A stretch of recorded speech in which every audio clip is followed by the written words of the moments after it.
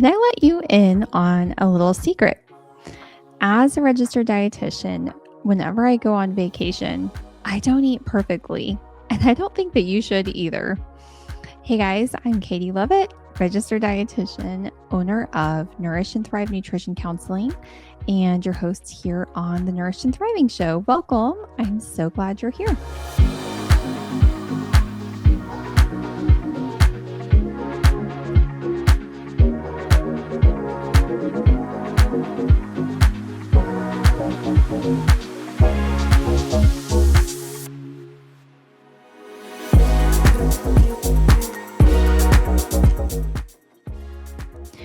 So I recently got back from an incredible trip to Italy with family, and it really reminded me why vacations are actually one of the biggest sources of stress for food for people.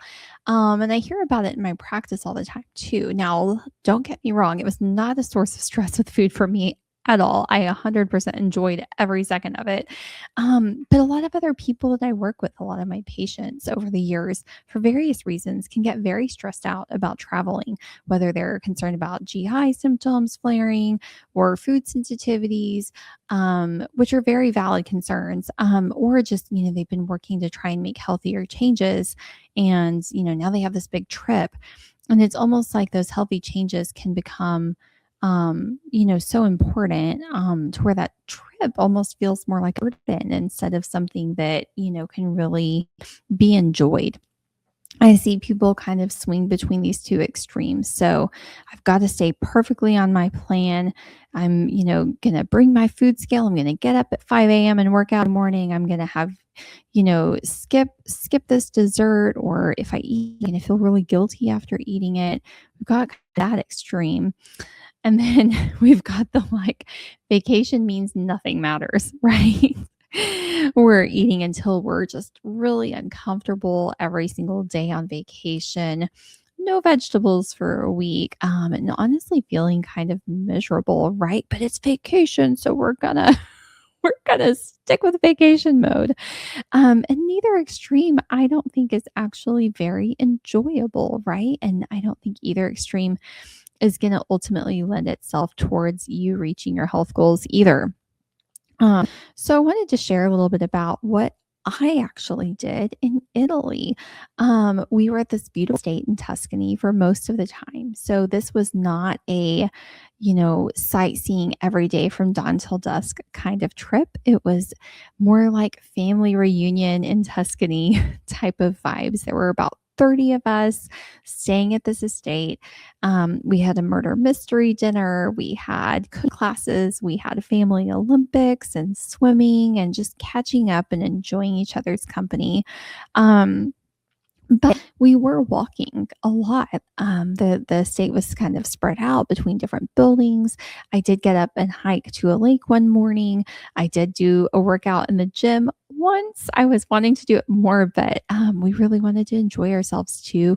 And we enjoyed each other's company. We enjoyed the food that we were eating. We had these amazing chefs who were preparing these traditional Italian dishes for us in the evenings. But I wasn't tracking every single bite. In fact, I was just asked what my favorite thing I ate in Italy was, and I really had to think about what all did I eat. I wasn't obsessing over it all. I ate what we were served. I noticed my hunger and fullness cues. We enjoyed the meals slowly. Everything was so fresh and local, that, it was more about enjoying it versus, feeling like we had to restrict or binge, right?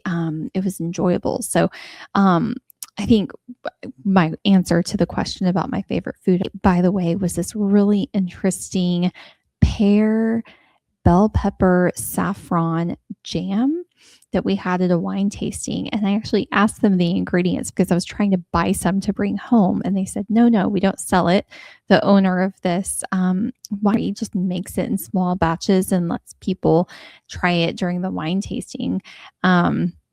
But he told me the key ingredients. So I'm going to try and remake it, a Texas remake, and see if we can, give it give it a go.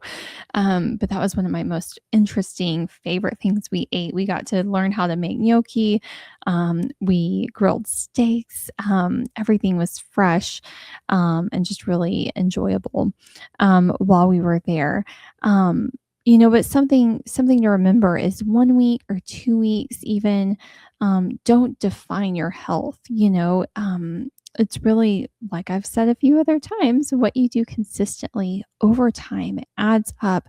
That's why whenever you're making these healthy changes, you're not going to see results overnight. It takes time to build the muscle, to, shape your body, to lose weight, whatever it is that you're trying to do. And just that same way, it takes time also to undo all of that work that you've been doing. But I came back and all my clothes still fit. I feel more like myself. Your habits matter more than your vacations. So I'm just wanting to give you the freedom to know that, hey, I can go on vacation. I can enjoy it, you know, and that means not being completely miserable because you ate every time there was food in front of you, but enjoying the experience of it and not sabotage all of your health progress. And then what actually gets people in trouble, it's not the vacation itself, it's what happens after the vacation, right? They've come into this vacation with this all or nothing mindset, or they were working on some health goals that were really fresh and really significant change for them. And then they went on this trip, and all of those boundaries that they had set before that hadn't been practiced for very long were gone, and they slipped back into old habits, right? It's not the vacation itself. It's the either extreme thinking or slipping back into old habits and not resetting when you get home and picking those habits back up where you left off, right? We're not thinking about, oh, I've already blown it. Oh, I'm tired. I'm just going to order takeout. That all or nothing mentality or thinking, oh, well, Monday, we'll wait until Monday. We'll wait until January. We'll wait until the kids get back in school. That's the kind of stuff that really snowballs, and keeps you from making the progress that you want to make. So the biggest mistake really is it's not enjoying vacation. Go and enjoy your vacation, live it up. It's believing that whenever you get home, you are either going to just slip back into old habits, or you're not going to be intentional with getting back into a good, healthy routine, right? We ordered groceries for pickup before we even left Italy, so that we would restock our fridge when we got home. We'd been gone for 10 days. If I hadn't done that, we wouldn't have had anything, right? And we really would have been probably relying more on convenience foods. So it was super easy. It took 5 minutes, other than me getting the time zone mixed up and ordering groceries for the wrong day. We got it fixed. But we ordered our groceries. I kind of had a rough game plan before we came back, and it just made it go that much more smoothly. So whenever you get home from a vacation, don't do something really extreme. Don't do, punish yourself or do a crazy detox or a juice cleanse or anything, anything wild. Just order your groceries, cook dinner, maybe try to recreate a delicious dish that you enjoyed on vacation. Have fun with that. Research it and see if you can figure out how they made it so wonderful. For some reason, I think the food just always tastes better whenever you're on vacation, no matter where you are or what it is. You don't need to earn your way back into healthy eating or like punish yourself for that trip, right? Just get back into a nice routine, share with everyone what you loved about your vacation, reminisce on those memories, and just get back into your normal daily habit.